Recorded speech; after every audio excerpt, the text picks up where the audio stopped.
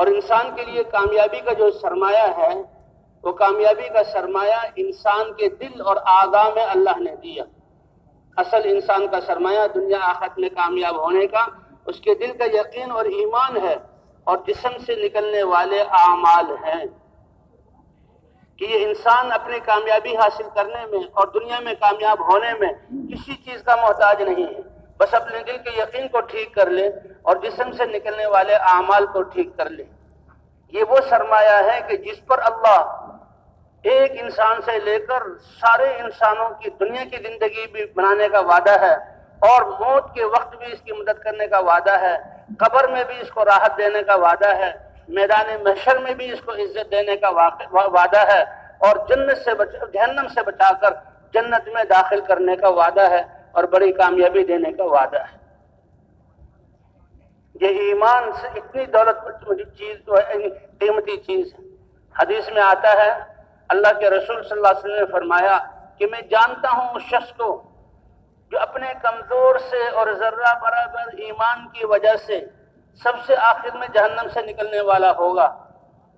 ایک ہلکی سی لو اس کے دل میں اللہ ہے اور اس کے علاوہ کوئی عبادت کے لائق نہیں، یہ تھا، باقی ساری زندگی اس کی نافرمانی میں گزری اور اس کی وجہ سے اس کو سزا ملی، اور سب سے آخر میں جہنم سے داخل و خارج ہوگا۔ تو اس کے ایمان کی وجہ سے جب اللہ جہنم سے نکالیں گے، رخ باہر کی طرف ہوگا اور پیٹھ اس کی جہنم کی طرف، وہاں کی وہ جو ہے اس کی شعلے اور آنچ اس کو لگ رہی ہوگی، اور وہ کہے گا اے اللہ تیرا لاکھ لاکھ شکر ہے کہ تو نے مجھے اس مصیبت اور آگ سے بچایا۔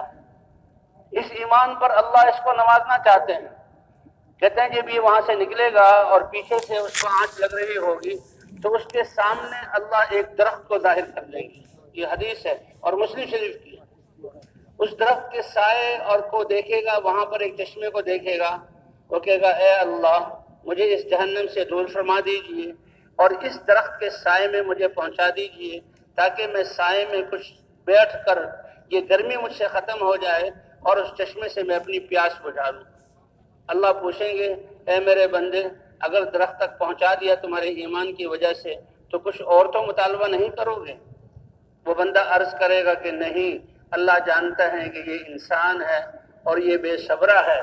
اور مجھ سے جو وعدہ کر رہا ہے اس کو پورا نہیں کر سکتا، لیکن وہ کریم ذات ہے، وہ جو ہے اس درخت کو اللہ نوازنا چاہتے ہیں اس ایمان کی وجہ سے، تو وہ اس درخت کے سائے تک پہنچ جائے گا، وہاں کا پانی پیے گا اور وہاں کے سائے سے یہ لذت اٹھائے گا۔ ابھی یہ وہاں کچھ آرام محسوس کر رہا ہے کہ پھر اس کو اس کے آگے ایک اور درخت جو پہلے درخت سے بھی خوبصورت ہے اللہ ظاہر کریں گے۔ اور یہ اللہ کیوں کر رہے ہیں کہ اس بندے کے دل میں جو ایمان یہ لے کر آیا ہے اس کی وجہ سے میں نے اس کو نوازنا ہے۔ تو بھئی کتنے خوش قسمت ہیں وہ لوگ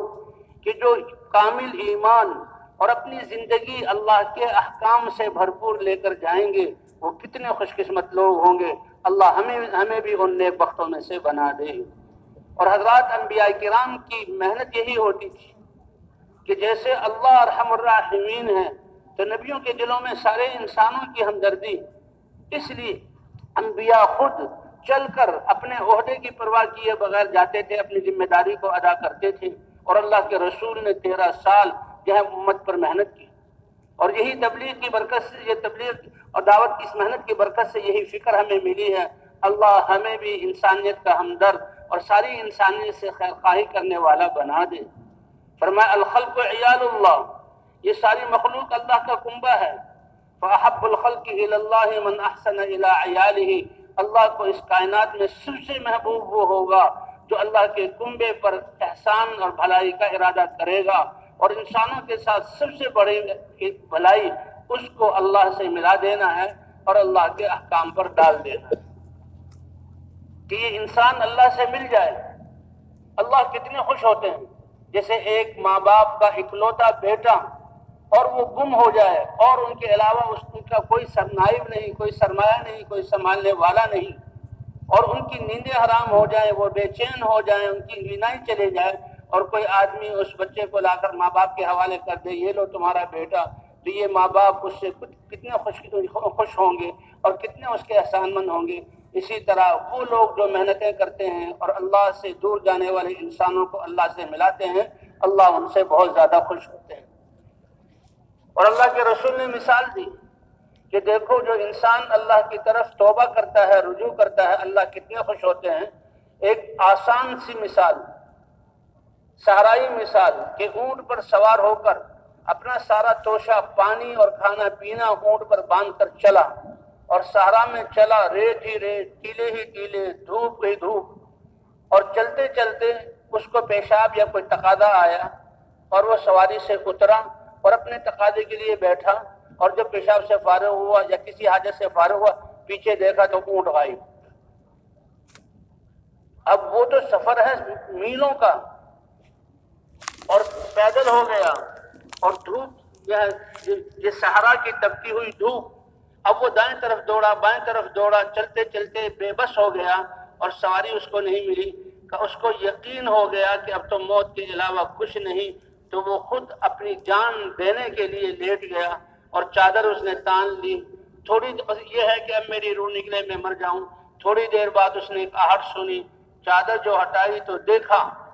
کہ وہ اونٹنی بما اپنے سارے ساز و سامان، پانی بھی اور کھانا بھی اور سواری سب کچھ میسر ہے۔ تو کہا اس کو اتنی خوشی ہوئی کہ اس خوشی میں اس کی زبان جو ہے پھسل گئی، اور کتنا بڑا کلمہ کہا۔ کہنا تو یہ چاہتا تھا کہ اے اللہ، واقعی آپ میرے رب ہیں، آپ نے یہ اونٹنی مجھے واپس عطا کی اور میں آپ کا محتاج بندہ ہوں، آپ نے مجھ پر رحم فرمایا۔ لیکن خوشی کی موج میں اس نے کہا اے اللہ، آپ میرے بندے ہیں، میں آپ کا رب ہوں۔ اللہ فرمانے کے اتنا خوش ہوا کہ اتنی بڑی اس نے بات کہہ دی، اے بندو، تمہاری توبہ پر میں اس سے زیادہ خوش ہوتا ہوں۔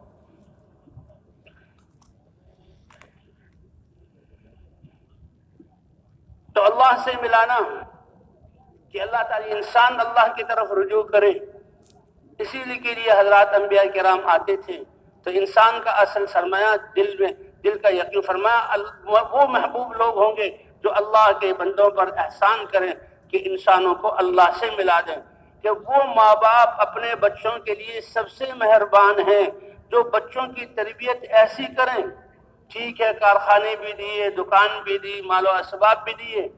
لیکن ایسی کہ دین کے ذریعے اللہ سے لینے والا بنا دیں، تو اس ماں باپ سے زیادہ بچے پر رحم کرنے والا کوئی نہیں۔ ابھی کچھ دنوں پہلے خبر سنی، بتایا کہ ایک بہت بڑا آدمی اور اپنے بچوں کے لیے بہت جائیداد اور کارخانے چھوڑے، اور اس کا انتقال ہوا، اور نماز جنازہ پر اس پر بڑا مجمع آیا، اور نماز جنازہ کے بعد ابھی تدفین کے لیے لے جا رہے تھے۔ بچوں کے لیے اتنی جائیداد اگر وہ انصاف سے تقسیم کریں تو نسلیں پل سکتی تھی، لیکن دنیا کی محبت اتنی خطرناک چیز ہے کہ وراثت پر وہی لڑائی ہو کر اور بھائیوں میں آپس میں گولیاں چل گئی، اور اللہ نے ان کو بچایا۔ ابھی باپ قبر میں نہیں گیا کہ لڑائی ہو گئی۔ تو دنیا کو تو یہ حال ہے کہ بچوں کی تربیت کرنا کہ جو اللہ سے لینے والے ہوں، یہ سب سے بڑا احسان۔ تو فرمایا احب الخلق الی اللہ من احسن الی عیالہ، سب سے زیادہ محبوب وہ انسان ہے اللہ کے ہاں جو اللہ کی مخلوق پر رحم کرے، اور سب سے بڑا رحم یہی ہے کہ اللہ سے مل جائے، اللہ کو راضی کرنے والا اور اللہ سے لینے والا بنا دیا جائے۔ تو اللہ کیسے دیتے ہیں؟ بہرحال جب دوسرا درخت اس کے سامنے آئے گا تو کہے گا اے اللہ اس درخت تک پہنچا دے۔ اللہ فرمائیں گے تم نے تو ابھی مجھ سے وعدہ نہیں کیا تھا کہ میں آپ کچھ نہیں، وعدہ نہیں توڑوں گا اور کچھ نہیں مانگوں گا، تم پھر مانگ رہے ہو۔ اچھا اگر یہ نعمت میں تمہیں دے دوں تو کیا تم میری جو اس کے بعد کچھ نہیں مانگو گے؟ عہد کرتے ہو؟ تو وہ عہد کرے گا کہ اس کے بعد کچھ نہیں مانگوں گا، لیکن اللہ کو پتہ ہے کہ یہ انسان اللہ کی نعمتوں کے سامنے اور اللہ کے رحم اور کرم کے سامنے بے صبرا ہے۔ جب اس درخت کے نیچے آئے گا، سائے سے فائدہ بھی اٹھائے گا، چشمے سے پانی بھی پیے گا، اس کا سایہ پہلے درخت کے سائے سے کتنا مزیدار، اس سے لگنے والی ہوائیں اس سے زیادہ مزیدار، اور پینے جو پانی پیا یہ اس سے زیادہ اچھا، اور ابھی یہ پانی سائے میں بیٹھا ہوگا، پانی پیے گا۔ اللہ اپنی قدرت سے نوازنے کے لیے اس کے سامنے تیسرا درخت ظاہر فرما دیں گے، اور حدیث میں اللہ کے رسول فرما رہے ہیں یہ تیسرا درخت پہلے درخت سے بھی، دونوں درختوں سے زیادہ خوبصورت ہوگا۔ یہ اس کے ایمان کی وجہ سے اللہ کا یہ انعام ہے کہ اللہ اس کے سامنے یہ مناظر قائم کر رہے ہیں پھر وہ تیسرے درخت کے پاس آئے گا تو اللہ اس کے سامنے جنت کا نقشہ لے آئیں گے، بلکہ پوچھیں گے کہ اس کے بعد تو کوئی سوال نہیں کرو گے، اور اللہ کو پتہ ہے اس نے سوال کرنا ہے، اور یہ بندہ کہے گا کہ اللہ اب سوال نہیں کروں گا، تو اللہ جنت کا منظر لے آئیں گے۔ خلاصہ یہ ہے کہ اے اللہ اس جنت مجھے عطا فرما دے اور مجھے اس میں داخل کر دے۔ اللہ فرمائیں گے کہ یہ جنت جو تم دیکھ رہے ہو، یہ دنیا اس کی جتنی بڑی جنت ہے، دنیا کے قدر اور اس سے 10 گنا بڑی جنت میں تمہیں عطا کرتا ہوں۔ کہتا ایک ایمان کے ذرے پر اللہ تعالیٰ دنیا آخرت میں یہ بدلہ عطا فرمائیں گے۔ تو بھئی یہ ایمان اور اعمال ہمارے دنیا کا بھی سرمایہ ہے، اور یہی ایمان اور اعمال ہمارے آخرت کا بھی سرمایہ ہے۔ اور ایمان اور اعمال کے لیے اللہ نے اعزاز سب کو برابر دیے۔ من عمل صالحا من ذکر او انثى وهو مؤمن فلنحيينه حیاتا طیبہ، کہ جو ایمان کی حالت میں نیک اعمال کرے گا تو دنیا میں بھی ہم اس کو پاکیزہ، اطمینان والی، عافیت والی، عزت والی زندگی عطا فرمائیں گے، اور آخرت میں بھی اس کا اجر عطا فرمائیں گے، سب سے کئی گنا اچھا اللہ اجر عطا فرمائیں گے۔ اور انسانیت کے لیے بھی اجتماعی طور پر اللہ نے فرمایا وَلَوْ أَنَّ أَهْلَ الْقُرَىٰ آمَنُوا وَاتَّقَوْا لَفَتَحْنَا عَلَيْهِمْ بَرَكَاتٍ مِّنَ السَّمَاءِ وَالْأَرْضِ، اگر یہ بستیوں والے ایمان والے ہوتے کہ انبیاء جو دعوت لے کر آئے تھے، لا الہ الا اللہ جو لے کر آئے تھے، اس کو مان لیتے، اللہ کی ذات پر ایمان لے آتے کہ واقعی ایک اللہ ہے جو ساری کائنات کا خالق اور مالک ہے، اور وہی ہمارا معبود ہے، اور اپنی زندگی کو پاکیزہ کر لیتے، اللہ نے جو دستور زندگی اتارا ہے اس پر یہ عمل کر لیتے، تو اللہ فرماتے ہیں کہ زمین اور آسمان کی برکتوں کے دروازے ہم ان کے لیے کھول دیتے ہیں۔ تو اجتماعی طور پر بھی اللہ کا وعدہ ہے۔ تو اللہ نے کامیابی کے اسباب سب کو برابر دیے، اور سرمایہ ہمارے سب کے لیے برابر ہے، سرمایہ ایمان اور اعمال ہے، اور یہ ایسا سرمایہ ہے جو انسان کو ہر جگہ فائدہ دیتا ہے۔ دنیا کے مال و دولت، انسان سفر کرے اپنے گھر کو ساتھ نہیں لے جا سکتا، انسان سفر کرے اپنے سارے کپڑے اور سارے اسباب کو ساتھ نہیں لے جا سکتا، انسان سفر کرے اپنے سارے پیسوں کو لے جا نہیں سکتا، چھوڑ کر جانا پڑتا ہے، اور ایک ملک سے دوسرے ملک میں جائے پھر تو بہت محدود تعداد میں اپنی کمائی لے کر جاتا ہے، بہت محدود تعداد میں لے کر جاتا ہے۔ لیکن ایمان اور اعمال ایسا سرمایہ ہے کہ اس کے پاس ایسا ایمان ہو جو زمین اور آسمان کو نور سے بھر دے، تو کوئی اس کو روکنے والا نہیں۔ جہاں جائے گا یہ ایمان بھی اس کے ساتھ ہوگا، جہاں جائے گا یہ اعمال بھی اس کے ساتھ ہوں گے۔ یہ دنیا کے مال و اسباب جمع کرنے پر حکومتیں ٹیکس لگائیں گی، چور چوری کر کے لے سکتے ہیں، ڈاکو ڈاکہ ڈال کر اسے چھین سکتے ہیں، کتنے واقعات ہوتے رہتے ہیں، لیکن ایمان اور اعمال پر نہ کوئی انسان ڈاکہ ڈال سکتا ہے، اور نہ کوئی اس پر ٹیکس لگا سکتا ہے،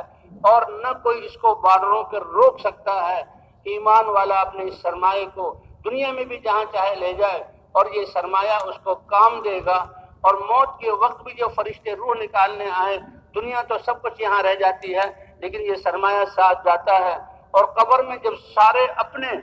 اور عزیز اس کو چھوڑ کر چلے جاتے ہیں، اکیلا رہ جاتا ہے، تو اس کے اعمال اس کو چاروں طرف سے گھیر لیتے ہیں، اور منکر اور نکیر جب سوال کرنے آتے ہیں تو اعمال چاروں طرف سے گھیر کر ان کو روکتے ہیں، خبردار اس نے اپنے آپ کو ہمیں بنانے، اعمال کو بنانے میں تھکایا ہے، تو تم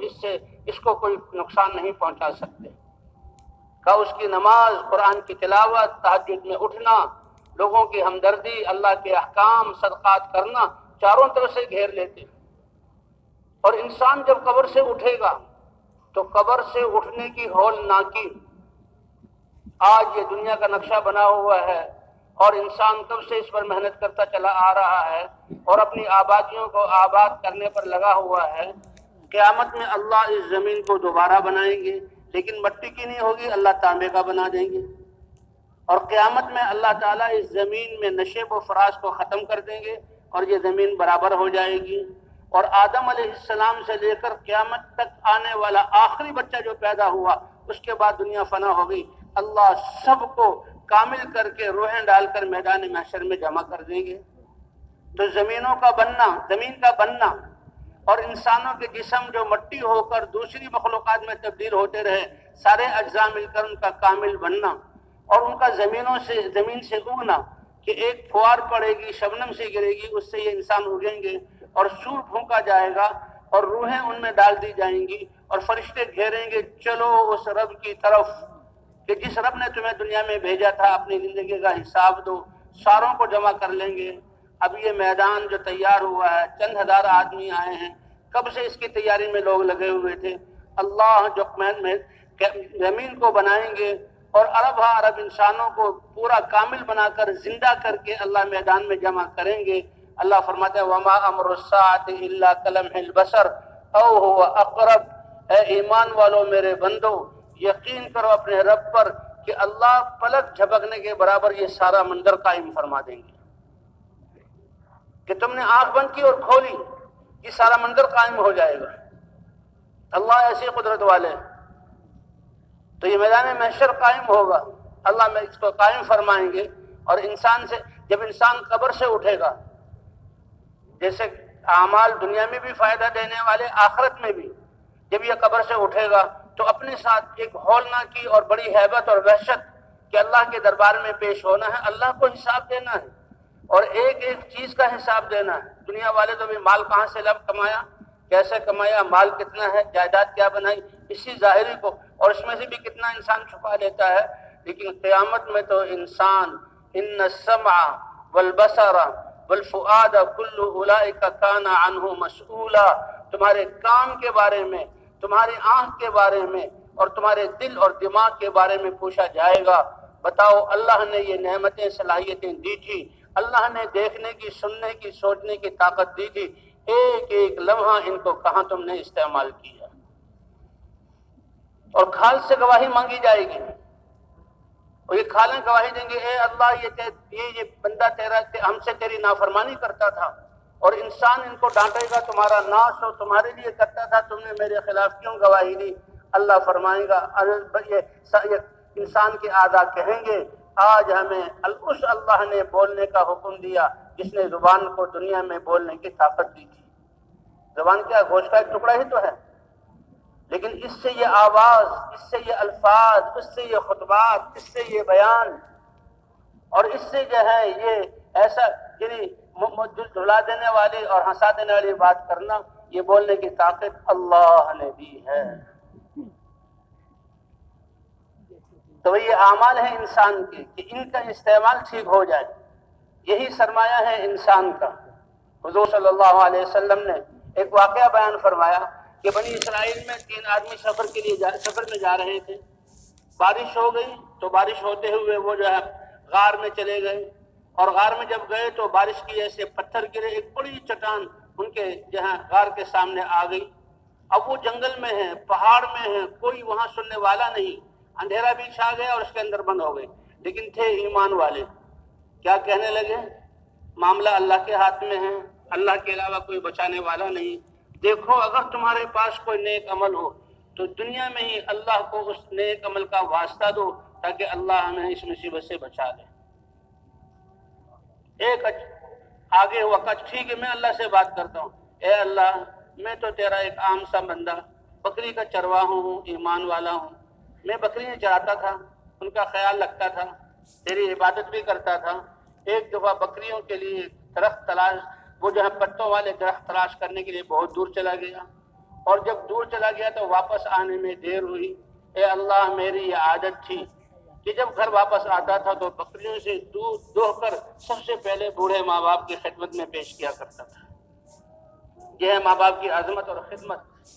یہ اللہ کے رسول اس حدیث کے ذریعے بتا رہے ہیں کہ ماں باپ کتنی بڑی نعمت ہے، یہ تمہارے لیے جنت کا دروازہ ہے، چاہے اس کو قائم کر کے جنت میں داخل ہو جاؤ، چاہے اس کو توڑ کر اپنی بربادی کا انتظام کر لو، اللہ ہماری حفاظت فرمائے۔ بوڑھے ماں باپ دیہاتی آدمی، فرمایا جب میں دودھ لے کے ان کے خدمت میں حاضر ہوا تو وہ سو چکے تھے۔ اب سمجھداری کی بات، میں دودھ ایک طرف رکھ دو اور باقی اور کام کر لو، خود بھی سو جاؤں۔ ماں باپ اٹھیں گے تو آواز دیں گے تو اتنا مطیع ہے کہ فوراً پہلی آواز پر اٹھ کر ماں باپ کو پلا دوں گا۔ لیکن ان کی اتنی عظمت اور اللہ کے امر کی اتنی ہیبت کہ اے اللہ ساری رات میں ماں باپ کے سرہانے کھڑا رہا، اور دودھ کا پیالہ میرے ہاتھ میں تھا، رکھا بھی نہیں، کیوں کہ یہ بھوکے سوئے ہیں اور کسی وقت ان کی بھوک ستائے اور ان کی آنکھ کھلے تو دیر نہ لگے، جب یہ آواز دیں کا دودھ تو میں ان کو دودھ دے دوں، اور اے اللہ یہ میں نے تیرے امر کی وجہ سے کیا۔ اب ماں باپ کی یہ خدمت اللہ کے رسول فرما رہے ہیں، یہ عمل ہے بچانے والا، اس سے مصیبتیں دور ہوں گی، اس سے ہمارے مسائل حل ہوں گے، دنیا کی بھی آخرت کی۔ اس نے جب یہ عمل اپنا پیش کیا اللہ کے دربار میں تو وہ چٹان ہلی اور ہلک کے سرک گئی اور تھوڑا سا راستہ بن گیا، لیکن راستہ اتنا بنا کہ انسان نکل نہیں سکتا تھا۔ اب دوسرا آیا، اس نے کہا بھائی تم چلو،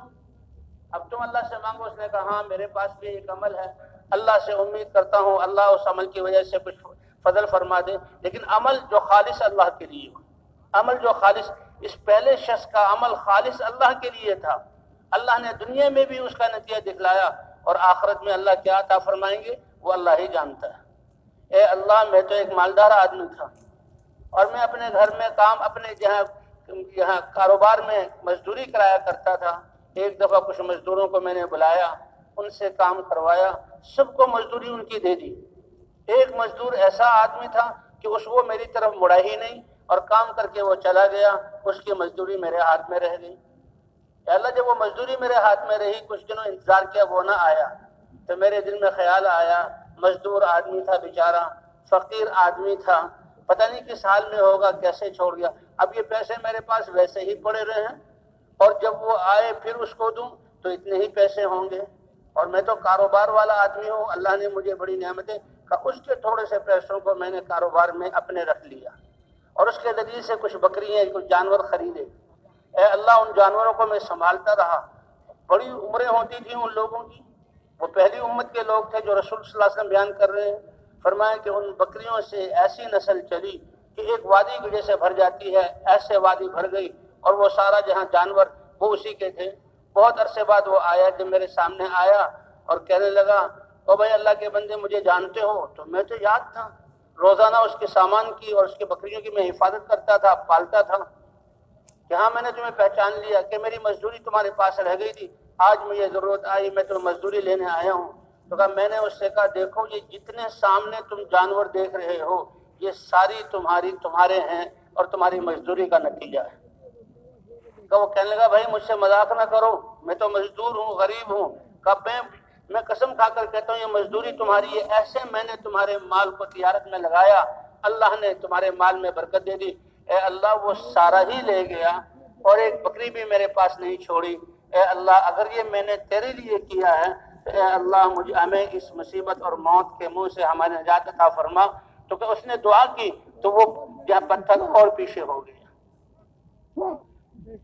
اور اللہ ایسے مہربان ہے کہ انسان جب نیکی کرتا ہے، نیکی کا ارادہ کر لے،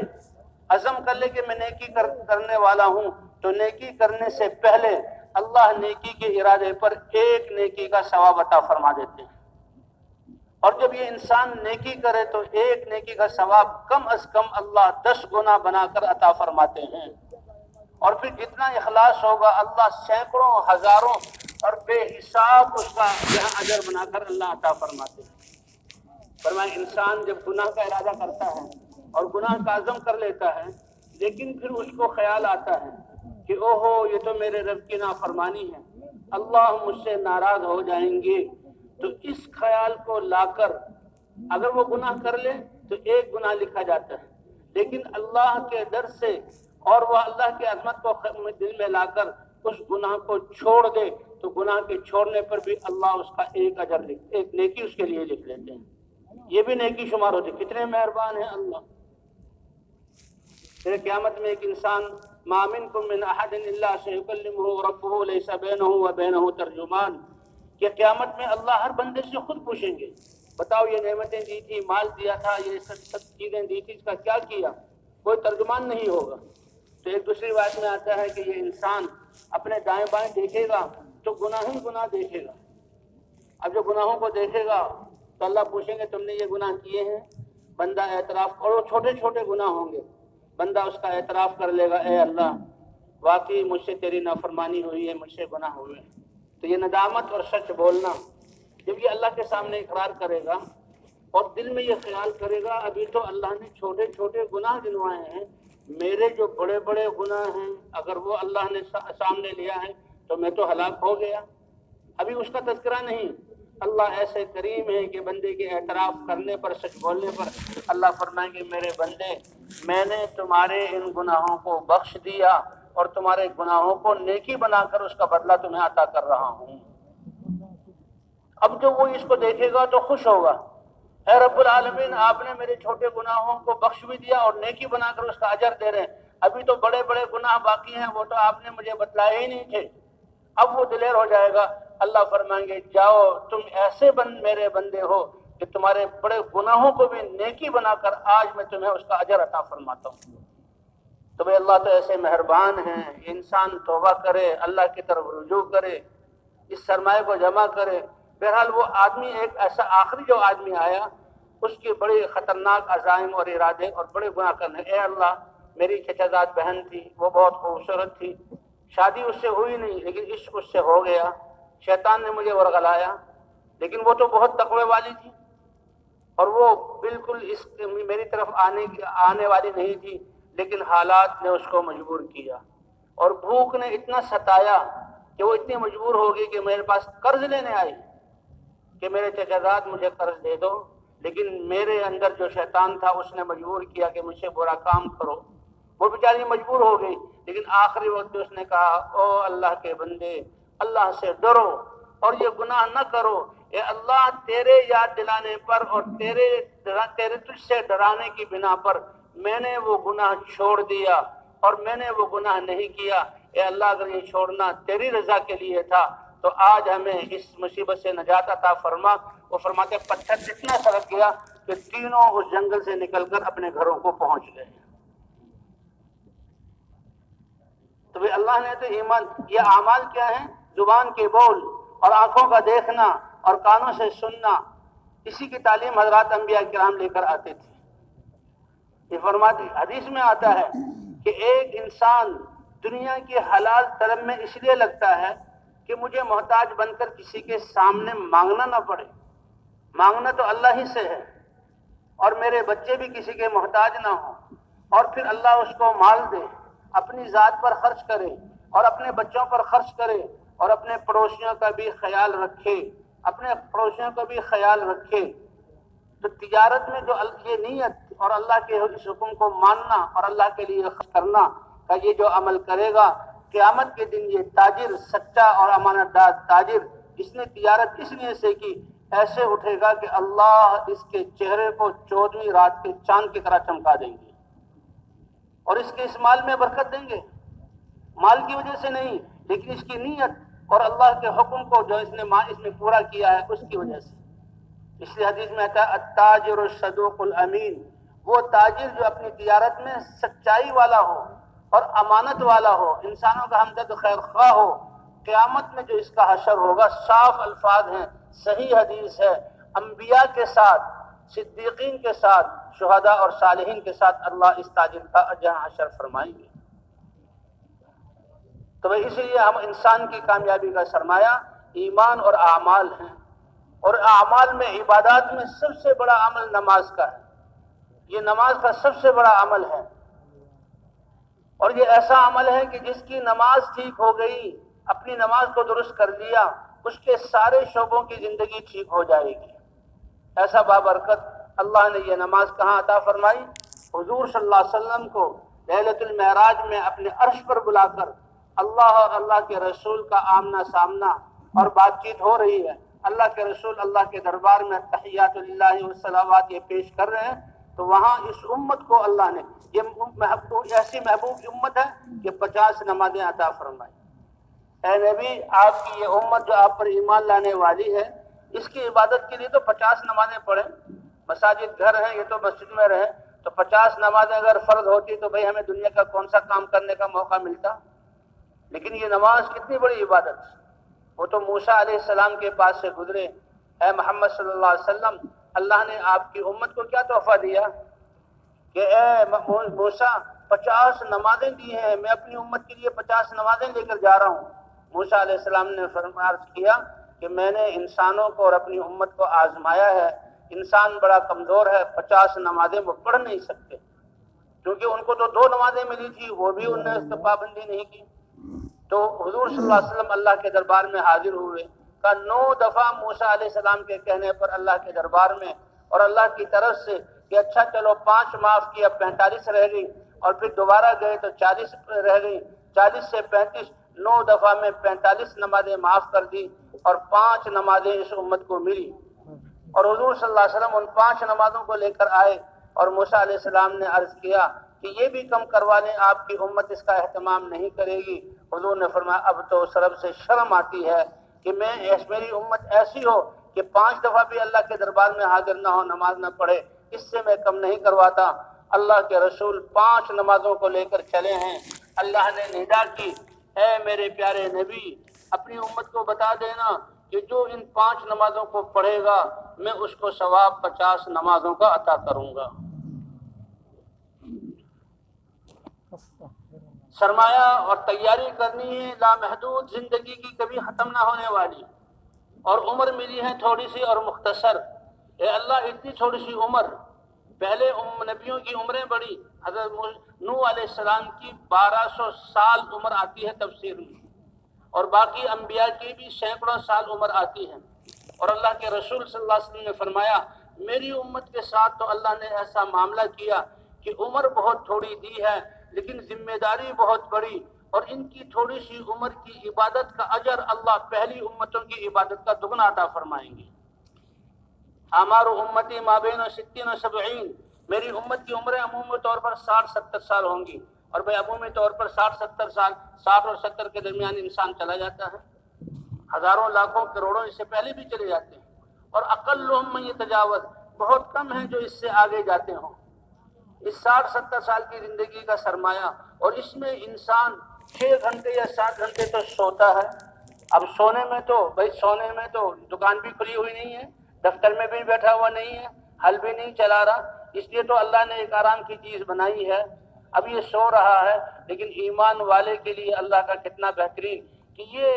60 سال میں 60، ہر سال میں 360 دن، اور 360 دن میں 6 گھنٹے سونا، کتنی زندگی اس کی بیکار ہو جائے گی. اللہ نے حدیث میں فرمایا، حضور صلی اللہ علیہ وسلم نے فرمایا کہ جو آدمی عشاء کی نماز جماعت کے ساتھ پڑھ لے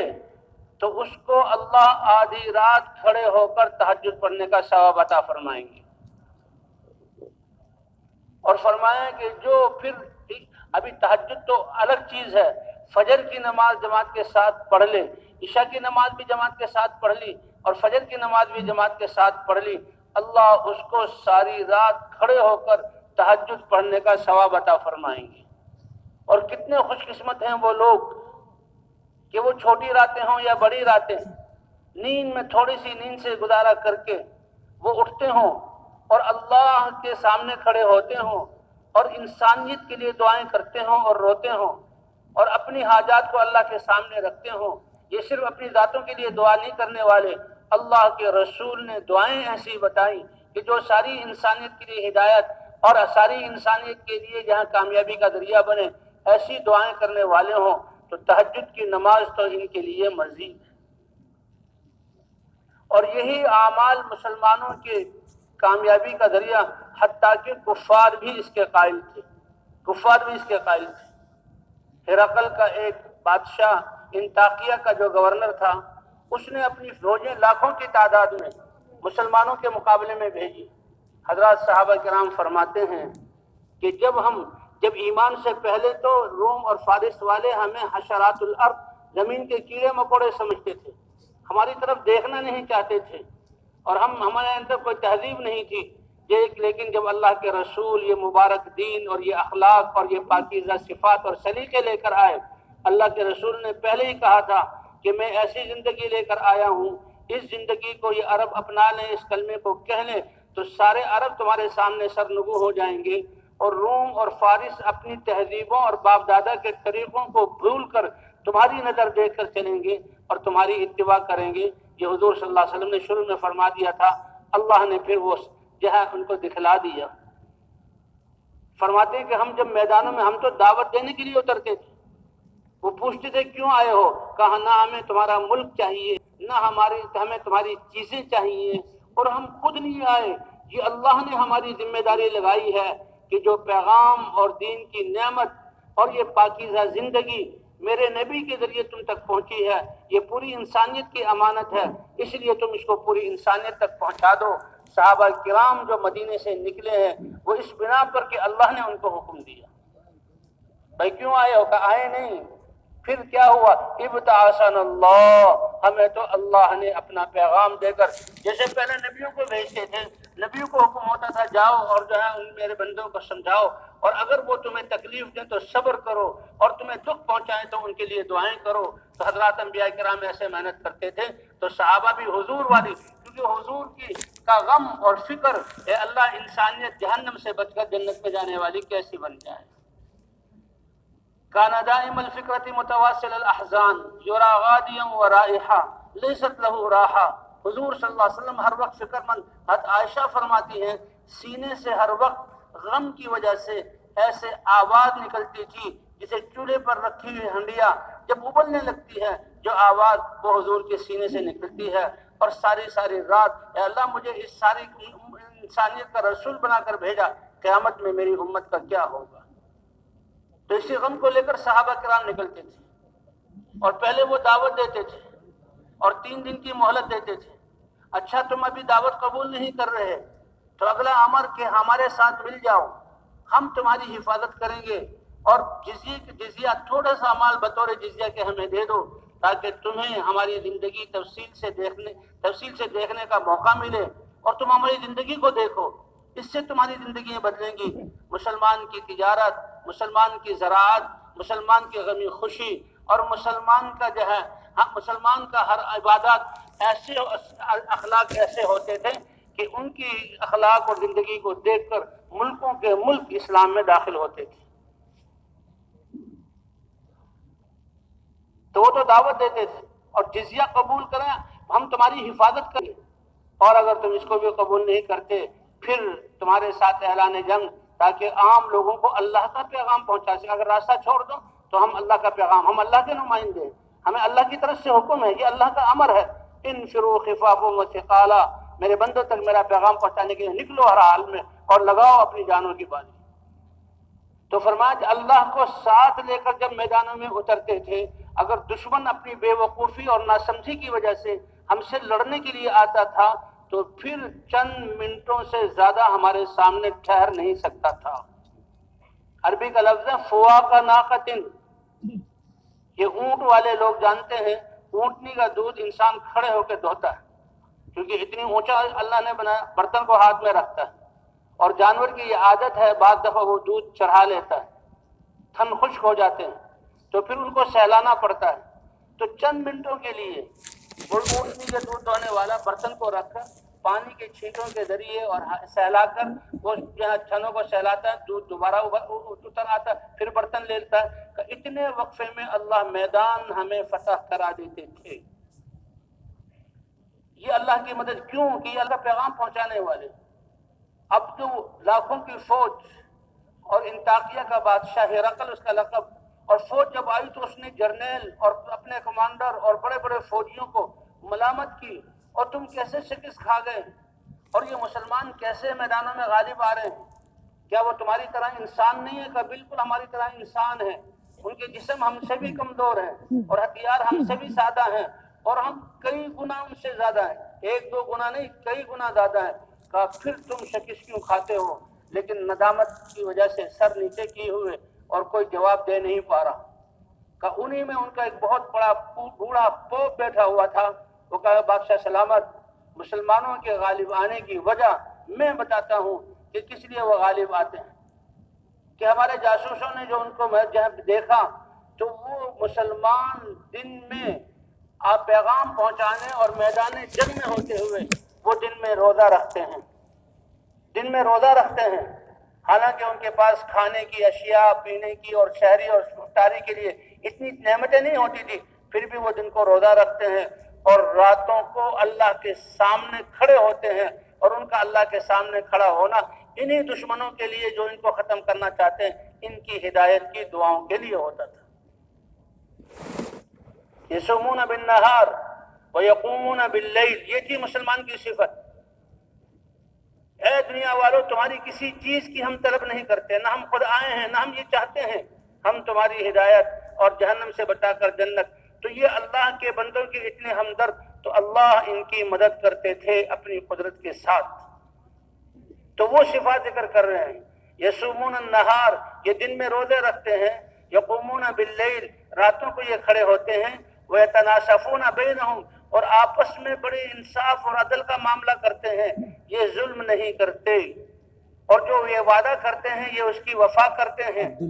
اور ان کے ہاں اچھے اخلاق ہیں۔ تو یہ صفات ہیں ان کے غالب آنے کے۔ اور میں بتاتا ہوں کہ ہماری فوجوں کے شکست کھانے کے اسباب کیا ہیں، کہ ہماری فوج والے زنا کرتے ہیں، عورتوں کی عزتوں کو پامال کرتے ہیں، اور یہ شرابیں پیتے ہیں، اور یہ عہد و عہدوں کو توڑتے ہیں، اور ظلم کر کے اس کی زمینوں کو چھینتے ہیں، اور اللہ کو راضی کرنے والی چیزوں سے یہ روکتے ہیں، اور اللہ کے ناراض کرنے والی بے حیائیوں کو یہ پھیلاتے ہیں۔ یہ ہے ہماری شکست کی وجہ۔ تو کہنے لگا واقعی اگر یہ ایسی صفات والے ہیں تو پھر مجھے ڈر ہے کہ میرے قدموں کے نیچے جو زمین ہے اس کو بھی یہ مجھ سے لے جائیں گے۔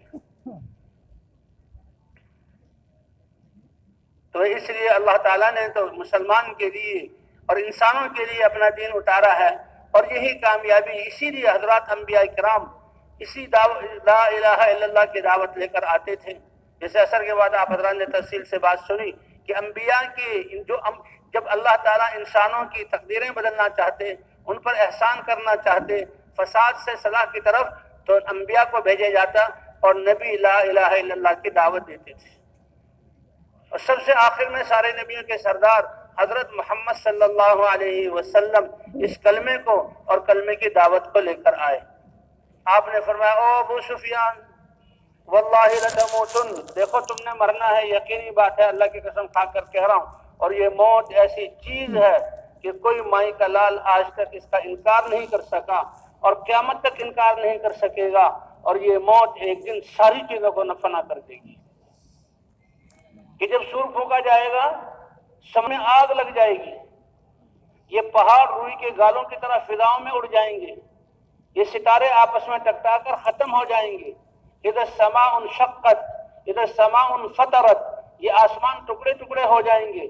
حتیٰ کہ فرشتوں کو بھی موت آ جائے گی۔ اللہ فرمائیں گے اے اسرافیل، اے عزرائیل ملک الموت،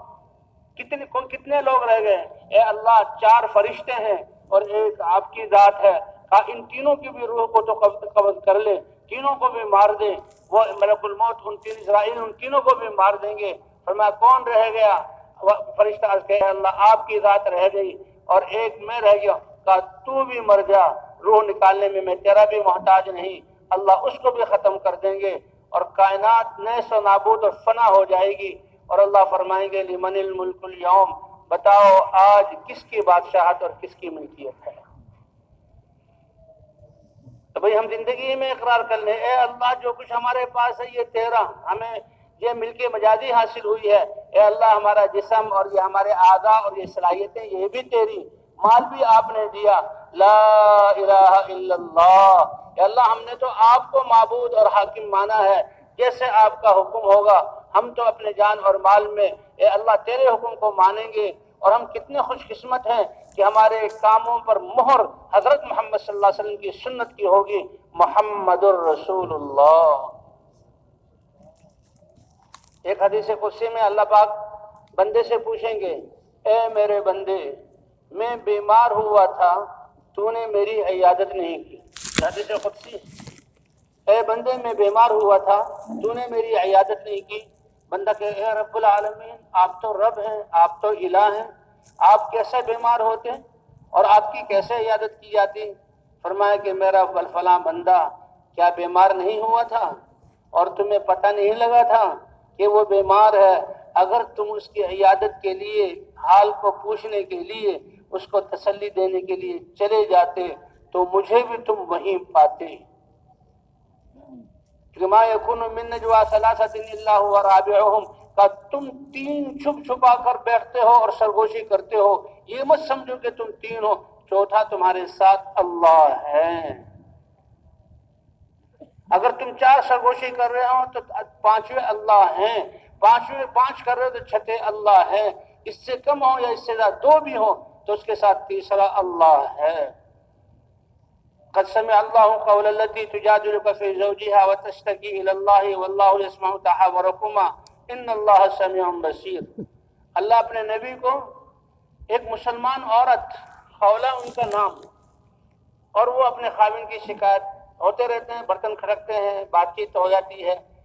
لیکن اسلام سے پہلے بہت ظلم تھا۔ اسلام نے سب کے حقوق متعین کروائے، غلاموں کو حقوق دلوائے، اور سب سے زیادہ احسان اسلام کا ان عورتوں پر ہے کہ یہ انسان جو ظلم کرتے تھے، اور آج مسلمان ہوتے ہوئے بھی ظلم کیا جا رہا ہے، بہنوں کو میراث سے محروم کیا جا رہا ہے، اور بیویوں پر جو ظلم ہو رہا ہے، قیامت میں اللہ مدعی ہوں گے اور پوچھیں گے کہ میری ان بندیوں پر تم نے کیوں ظلم کیا۔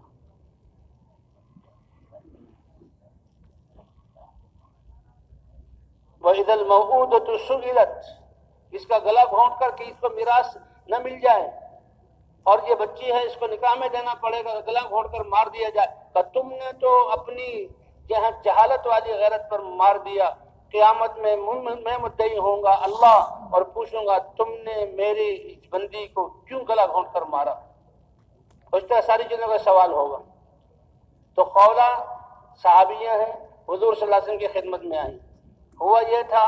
کہ عربوں میں جو آپس میں نکاح اور طلاق،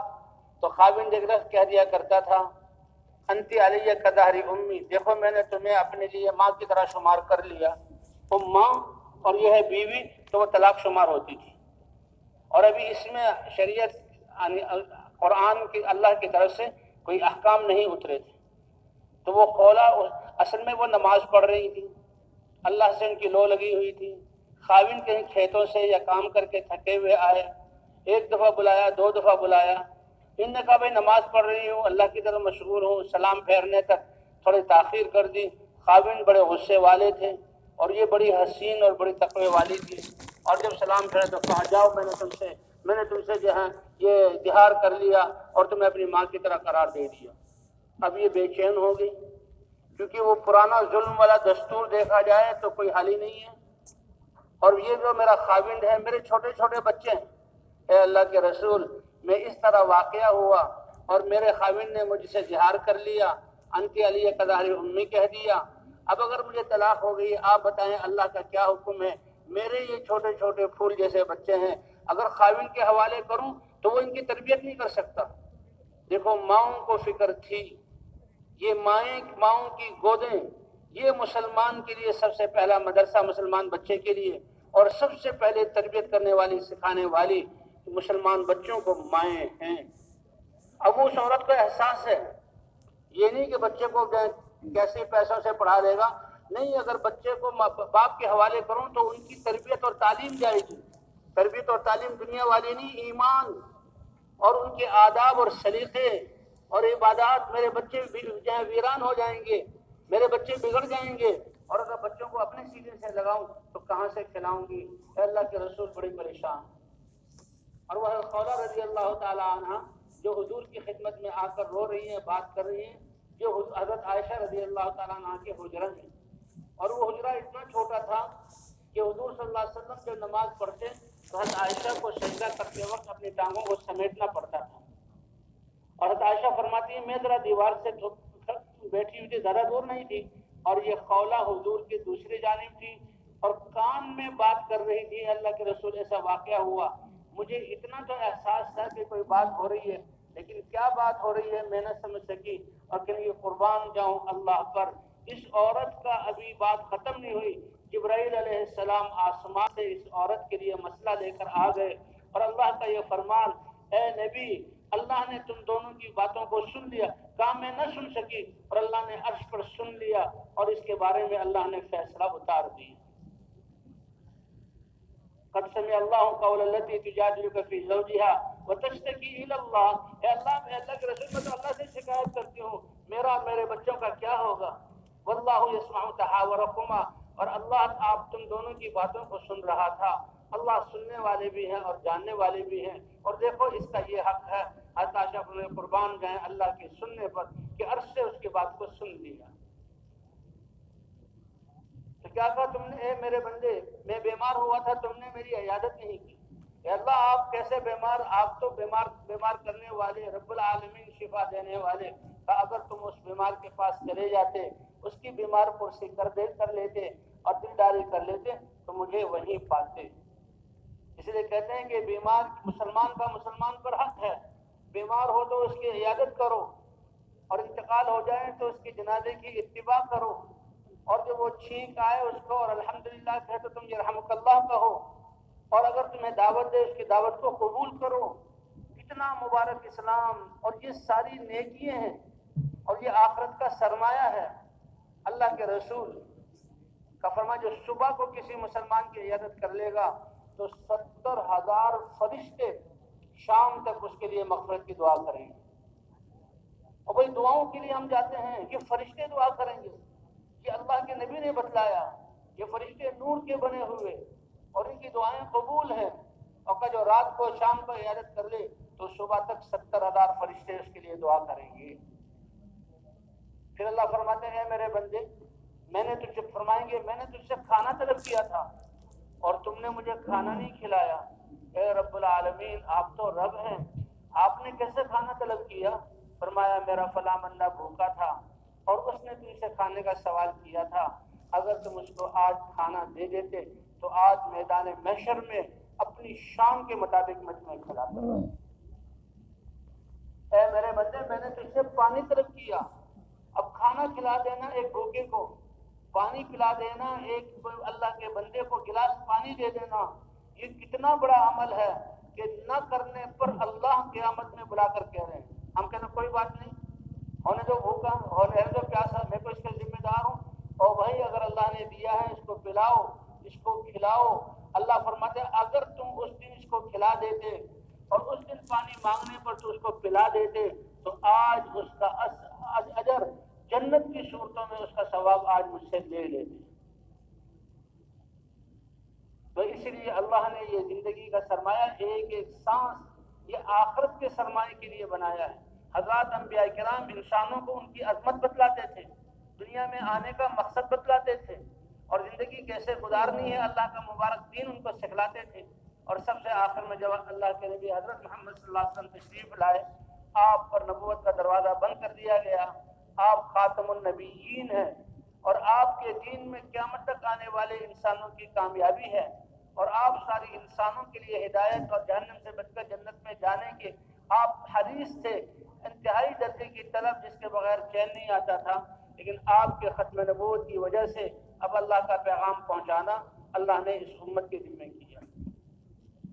حضرت نوح علیہ السلام تو 950 سال دعوت دے رہے ہیں اور قوم بھی تھوڑی سی ہے۔ حضرت ابراہیم علیہ السلام کی عمر بھی 200 سے زیادہ آتی ہے، کتنی دعوت دی، اور اللہ کے رسول پوری دنیا کے رسول ہیں، قیامت تک آنے والے انسانوں کے رسول ہیں، اور ان کی عمر 23 سال، اور وہ 23 سال اتنی مبارک محنت کہ اللہ نے اپنے دین کو کامل کر دیا، اور اس 23 سال مبارک محنت میں اللہ نے دنیا کے کفر اور شرک کو ختم کر دیا اور اپنے دین کو کامل کر دیا۔ 5-6 لاکھ صحابہ کی ایسی جماعت بن گئی کہ جن کا مقصد ہی اللہ کے کلمے کو بلند کر لینا، اس لیے حضور کی زندگی میں بھی وہ نکلے اور حضور کے انتقال کے بعد پیغام لے کر نکلے۔ ان 5-6 لاکھ میں سے 20 لاکھ صحابہ کی قبر حجاز میں ملتی ہے،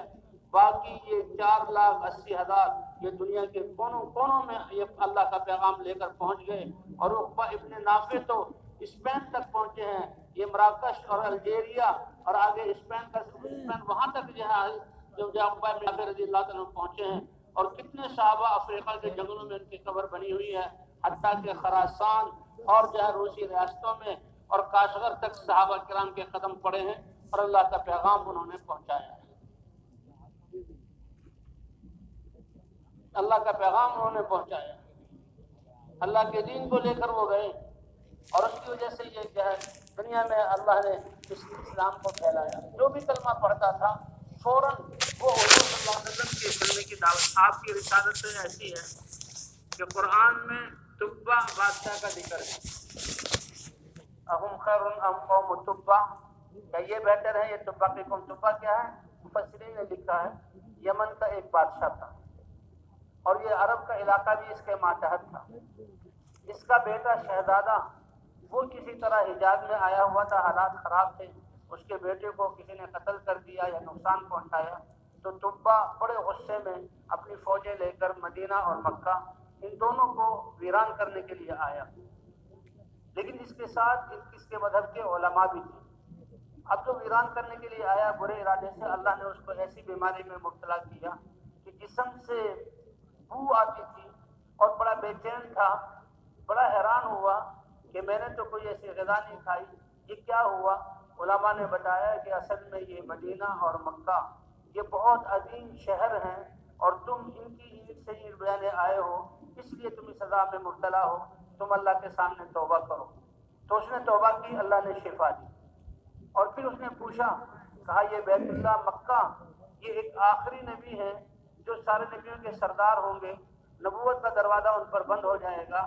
اس نبی کی ولادت کی جگہ ہے، یہاں ان کے کچھ عمر ہوگی، پھر یہ دعوت دیں گے، ان کی قوم ان کو نکالے گی، اور یہ مدینہ منورہ جو ہے